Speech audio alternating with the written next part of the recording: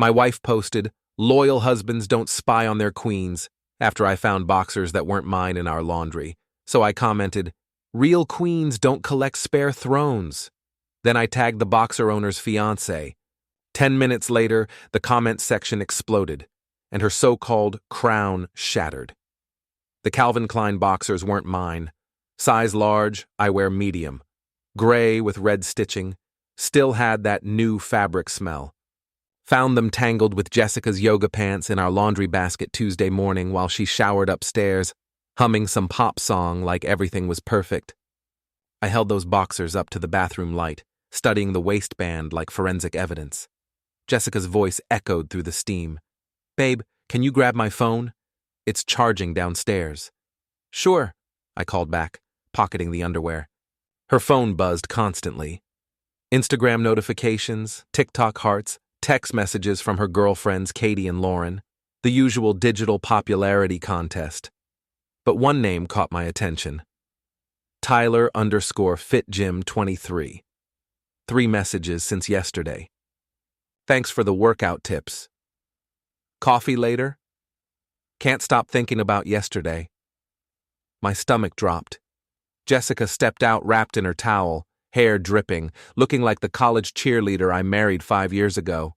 Still beautiful. Still lying. "Everything okay, honey?" she asked, reaching for her phone. "Perfect," I said, handing it over. "Just some work stuff." She scrolled through messages, thumb moving fast, too fast, deleting things. At breakfast, Jessica posted on Instagram a selfie with her coffee mug, caption reading, "Morning vibes with my king." 43 likes in 10 minutes. The performance never stopped. "Work late tonight," I told her, buttering toast. "Peterson wants those quarterly reports finished." "Again?" "You've been working late 3 times this week." Rich, coming from someone whose yoga class ran 2 hours longer than any actual yoga class. Bills don't pay themselves. She rolled her eyes, scrolling through comments on her post. Katie had written, "Power couple goals." Lauren added 3 fire emojis, the usual suspects feeding her ego. I drove to work thinking about those boxers. Size large. Tyler_FitGym. 23 looked exactly like a large-sized guy from his profile picture, all chest and biceps, personal trainer type. The kind who called married women beautiful in their DMs and pretended it was professional encouragement. My phone buzzed during lunch. Jessica had posted again, "Loyal husbands don't spy on their queens. Trust is everything in a relationship." The comments poured in immediately. Katie, "Yes, queen!" Lauren, "Preach, sister!" A dozen other cheerleaders validating her performance, but I wasn't some passive audience member anymore. I opened the comment section and typed, "Real queens don't collect spare thrones." Then I tagged at Amanda_Brooks92. Amanda Brooks, Tyler's fiancée, easy enough to find through his tagged photos. I hit post and waited. The comment section erupted within minutes. Heart emojis turned to question marks. Katie wrote, "Wait, what?" Lauren added, "OMG drama." Random followers started asking who Amanda was and why she got tagged. Amanda herself appeared 10 minutes later. Interesting comment. "We should talk." My phone exploded with notifications. Jessica's post went from cute morning inspiration to public speculation in real time. Screenshot vultures circled, sensing drama. The algorithm loved controversy. I walked through my front door at 5:30 to find Jessica pacing the kitchen, phone pressed to her ear. "No, Katie, I don't know what he meant by that comment. He's being weird and paranoid lately." She spotted me and ended the call. "Do you realize what you've done?" Jessica's voice cracked with fury. I loosened my tie, smirking. "Not yet, but you will." Jessica tried damage control first. Always her go-to strategy. "Those boxers?" She laughed, the sound sharp and fake. "Babe, that's from the laundromat mix-up last week. Remember? That older woman grabbed our basket by mistake, brought it back later." "Mrs. Henderson?" The 70-year-old widow. She probably had her son's laundry mixed in. You know how those places get busy. I nodded slowly, pulling out my phone. Funny coincidence. Just like that lipstick on your jacket collar last month. MAC ruby red, except you only wear pink glosses. Her face twitched. That was Lauren's. She was crying about her breakup, got makeup on my shoulder. And those late-night yoga classes that run until 11 p.m.? The instructor's been adding meditation sessions. On Tuesdays and Thursdays specifically, for 3 weeks straight. Jessica's performance was cracking. The confident queen from Instagram looked smaller now, cornered in our kitchen with nowhere to deflect. My phone buzzed. A DM from Amanda_Brooks92. I saw your comment. I've been suspicious too. Can we talk? I typed back. Absolutely. How about we coordinate our approach? What do you have in mind? Public confrontation. But planned, smart. This Saturday at Lauren's birthday party, I'm in. Tyler thinks he's so clever. I looked up at Jessica, who was stress-scrolling through her phone, probably calculating how to spin this situation to her followers. "Who's Amanda Brooks?" she asked, voice trembling slightly. "Tyler's fiancé." The color drained from Jessica's face. She knew she was caught, but her pride wouldn't let her confess. Instead, she doubled down. "I don't know any Tyler." "You're being paranoid and controlling. This is exactly the kind of behavior that destroys marriages." "You're right," I said, setting my phone on the counter. "Destroying marriages. Let's talk about that." I pulled out the boxers from my jacket pocket. Jessica's eyes went wide. "These aren't mine. They're not from any laundromat mix-up, and they definitely don't belong to Mrs. Henderson's 70-year-old son." She grabbed for them, but I held them higher. "You want to keep lying? Fine. But Saturday, at Lauren's party, we're going to have a very interesting conversation. All of us." "All of who?" "You, me, Tyler, and Amanda. Should be fun." Jessica's phone started buzzing again. More comments on her post. The drama was spreading beyond her controlled narrative. Friends were taking screenshots, asking questions, demanding explanations she couldn't give. She stormed upstairs, slamming the bedroom door. I texted Amanda. Saturday, 3 p.m. Lauren's backyard party on Maple Street. Bring proof if you have any. I've got plenty. Screenshots, receipts, everything. Perfect. Let's end this. The next 2 days passed like a chess match. Jessica posted carefully crafted content. Subtle jabs about trust issues and toxic masculinity. Her followers ate it up, sending supportive messages about standing strong against controlling men. But the seed of doubt was planted. Some comments asked about the mysterious Amanda tag. Others wondered about the Spare Thrones reference. The perfect Instagram image was developing cracks. Friday night, Jessica tried one last manipulation. "Honey," she said, sliding up to me on the couch, voice sweet as artificial sugar. "I think we should skip Lauren's party tomorrow. Just stay home. Work things out privately." "Actually, I'm really looking forward to it," I replied, not looking up from my book. "Haven't seen Tyler in a while." Her face went pale again. "Tyler won't be there." "Oh, he will be." Amanda invited him personally.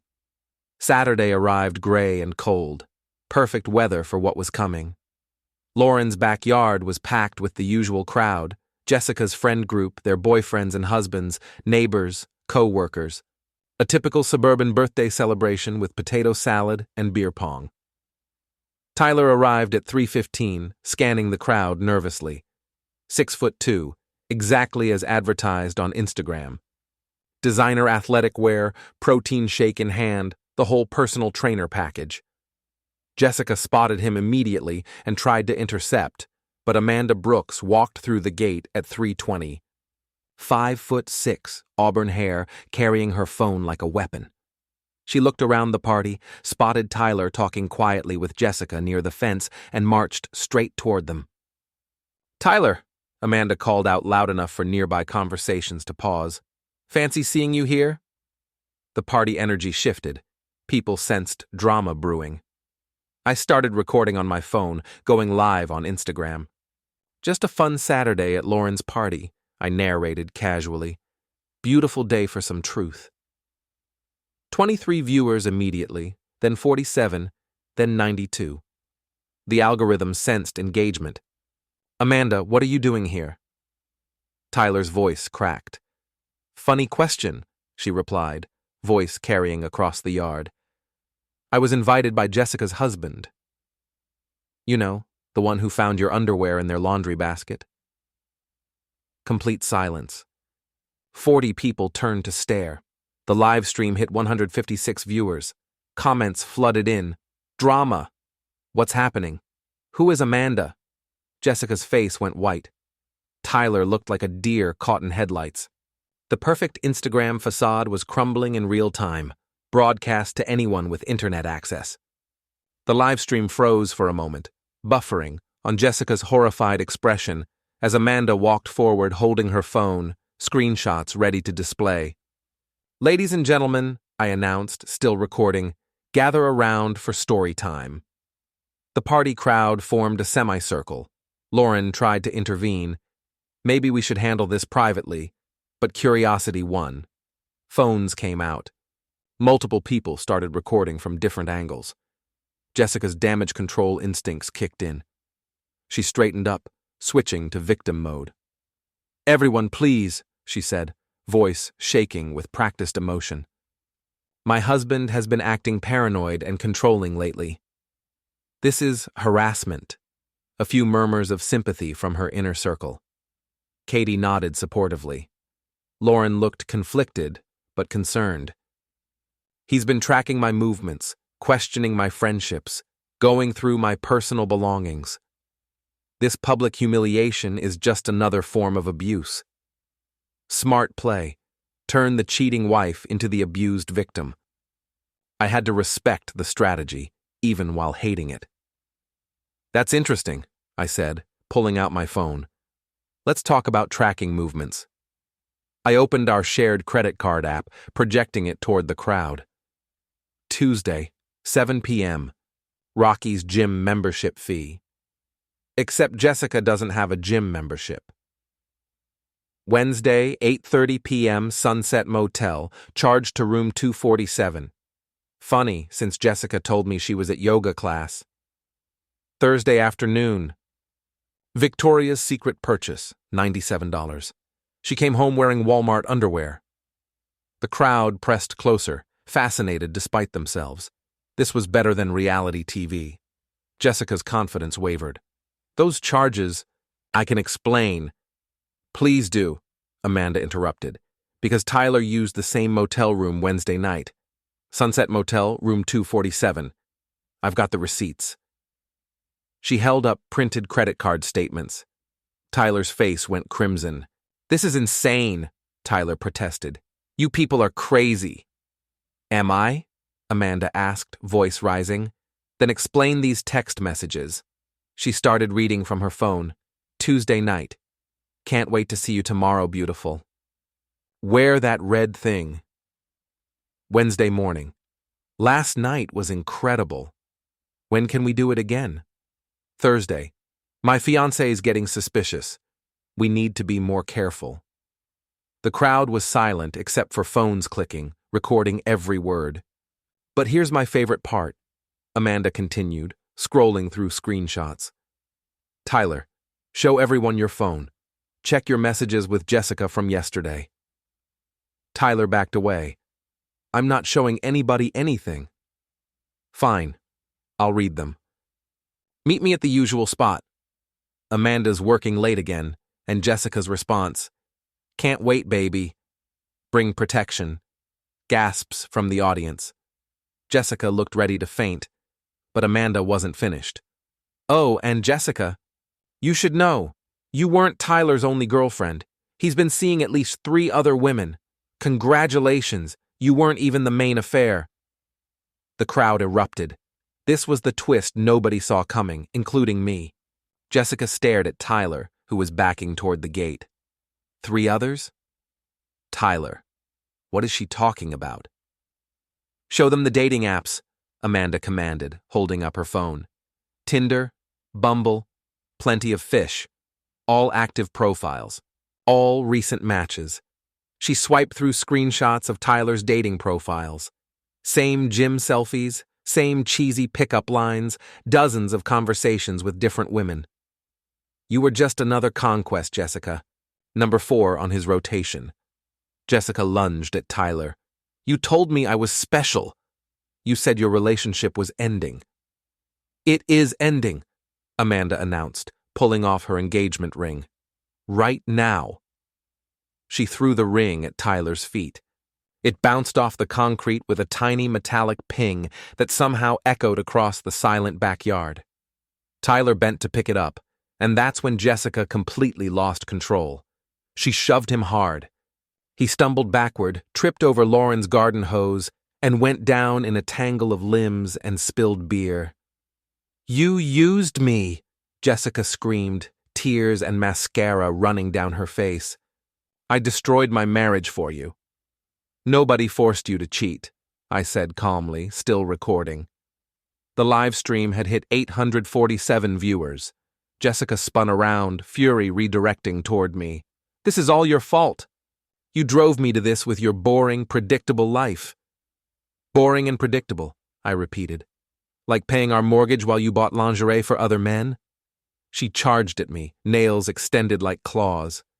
I stepped aside, and she crashed into Lauren's birthday cake table, frosting everywhere, guests scrambling, Tyler trying to escape through the gate while Amanda blocked his path.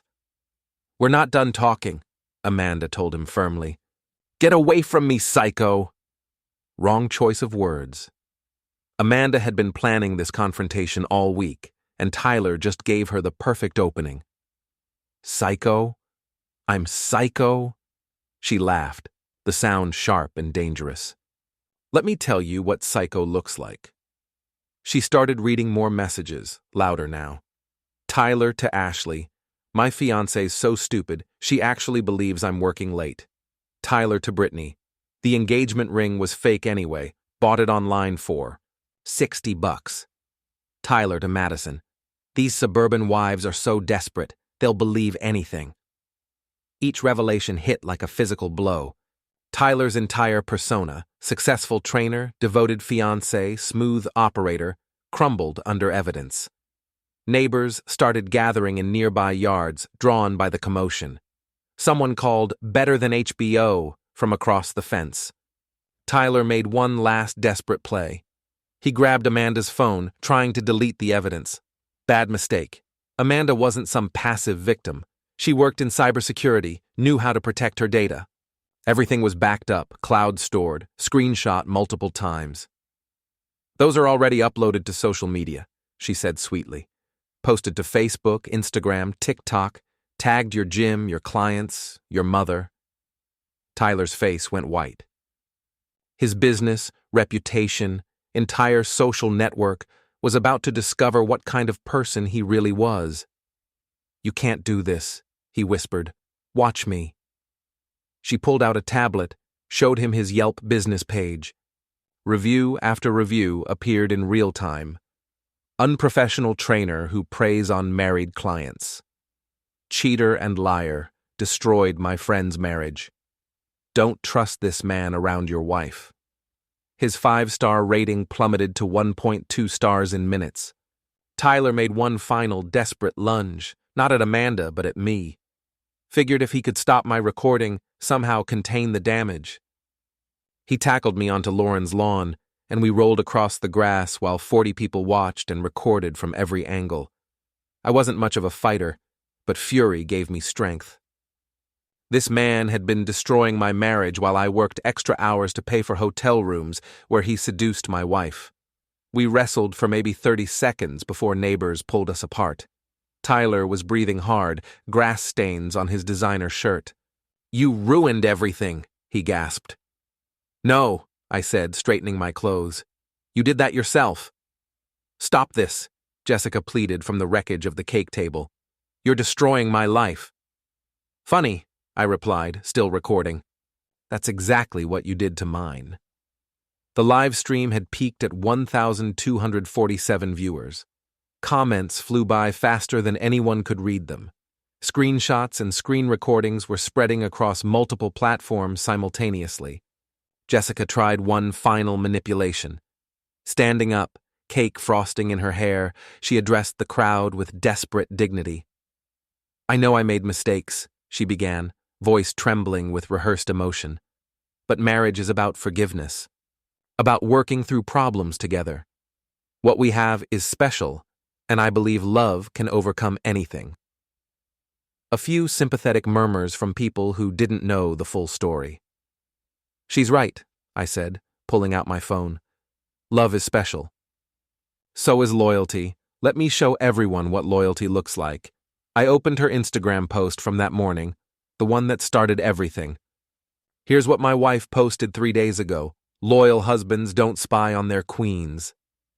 I read it aloud so the back of the crowd could hear.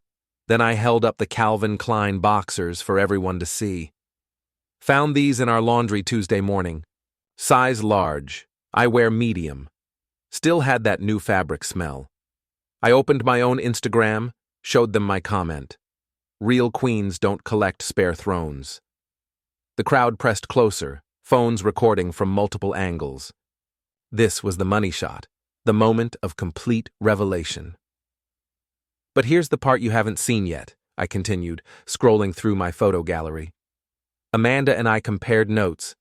Want to guess what we discovered? I projected screenshots of Tyler's messages to different women, not just Jessica, Ashley, Brittany, Madison, 2 others whose names I didn't recognize. Tyler was running a rotation, 5 women all thinking they were special, all being lied to, all destroying their relationships for a guy who bought his engagement ring online for $60. Jessica's face crumpled. The realization hit her harder than any physical blow. She wasn't even important enough to be someone's main affair. "I loved him," she whispered. "No," Amanda said, voice cutting through the yard like a blade. "You loved the fantasy, the excitement, the attention, just like the other 4 women." She turned to address the crowd, phone still recording. "Ladies and gentlemen, this is what modern cheating looks like. Social media validation, dating apps, and lies wrapped in fitness motivation.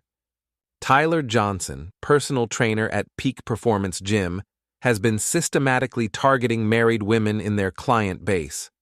Someone in the crowd shouted, "Post his business address." "Already done," Amanda replied, along with screenshots of every conversation, every lie, every manipulation technique he used. Tyler was edging toward the gate, realizing his entire life was imploding in real time. "This is harassment," he called out weakly. "No," I said, stepping forward. "This is consequences." I pulled out printed documents from my jacket pocket. While you 2 were playing house at the Sunset Motel, I was getting prepared. Lawyer consultation, asset protection, separate bank account. Jessica's eyes went wide. "What are you talking about?" "I'm talking about the fact that I moved our savings to a protected account Tuesday night. Changed the passwords on our streaming services, our credit cards, our joint investments. You can't do that." "Actually, I can. Checked with a lawyer. Everything was legally mine to protect once I had evidence of adultery affecting our financial stability." I showed her the bank statements. Account balance, $847. "Where's our money?" Jessica's voice cracked. "Safe. Away from people who spend it on motel rooms and lingerie for their boyfriends." The crowd was eating this up. Better than any reality show with real stakes and real consequences. Tyler made his move for the gate, but Amanda wasn't finished. "Everyone record this," she announced. "Tyler Johnson, Peak Performance Gym, is about to run away from accountability." She threw his engagement ring at his feet one more time. $60, she said loudly. "That's what our 3-year relationship was worth to you." $60 from some website. Tyler bent to grab the ring, probably thinking he could resell it, and Jessica chose that moment to completely lose control. She launched herself at both of them, Tyler for using her, Amanda for exposing her, me for planning this whole confrontation, just pure rage and humiliation with nowhere to go. She slipped on the cake frosting, went down hard, and lay there sobbing while 40 people recorded from every angle. "This isn't over," she gasped from the ground. "Yes," I said, looking down at her. "It is." I ended the live stream, pocketed my phone, and walked toward the gate. Behind me, I could hear Amanda reading more screenshots to the fascinated crowd, Tyler trying unsuccessfully to sneak away. Jessica's friends finally understanding the full scope of what had happened. Lauren called after me. "Where are you going?" I turned back one last time.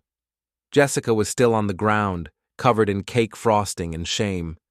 Tyler was trapped by the crowd, his reputation destroyed beyond repair. Amanda was systematically dismantling both their lives with evidence and screenshots. "Home," I said, "to my apartment." Jessica's head snapped up. "What apartment?" "The one I rented Tuesday after finding those boxers. 1 bedroom, nice view, quiet neighbors who don't cheat on their spouses." I walked through Lauren's gate, leaving behind the wreckage of my marriage, and the woman who threw it away for a $60 engagement ring and a gym membership she never used. The sound of Jessica screaming my name followed me to my car, but I didn't look back. Some performances deserve an audience, others deserve to end alone, in the ruins of their own making. I drove to my new apartment, poured a beer, and watched my phone explode with notifications. The story was spreading across social media faster than any traditional news cycle. Screenshots, screen recordings, commentary, reaction videos. By evening, #SpareThrones was trending locally. Tyler's gym was flooded with negative reviews. Jessica's Instagram was overwhelmed with comments she couldn't delete fast enough. Amanda texted me, "Thank you for having the courage to speak up." Tyler's other women are coming forward too. I replied, "Thank you for the teamwork. Hope you find someone who buys real engagement rings, definitely, and someone who doesn't lie about working late." I turned off my phone and sat in my quiet apartment. No drama, no manipulation, no more performances. Just silence and the satisfaction of watching someone's fake crown shatter exactly the way they built it. Publicly, completely, and with an audience that would never forget.